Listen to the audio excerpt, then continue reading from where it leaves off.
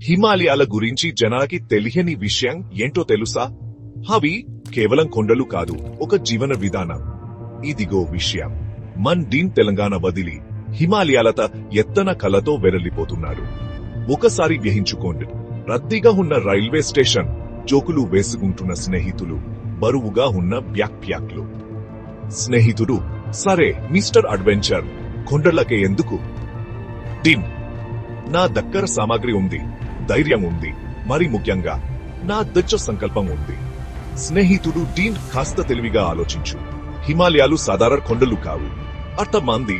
కాని నేను శిఖరాలను మాత్రమే కాదు, ఇంకా చాలా విషయాలను జయించడానికి సిద్ధంగా ఉన్నాను. స్నేహితుడు, బన్ సరేరా, మేము నీకు మద్దతుగా ఉన్నాము. జీవితం టీవీ షోకాద్ని గుర్తుంచుకో. అలా డీన్ రైలు ఎక్కి తనకు తెలిసిన వాళ్లకి వెట్కోలు చెప్పి తెలియని ప్రపంచంలోకి వెళ్లిపోతున్నారు. హిమాలయాలు అంటే కేవలం ఎత్తైన శిఖరాలు అధిరోహించడం కాదు, ప్రకృతి గొప్పతనం మధ్యలో మనం కనుగొనడం.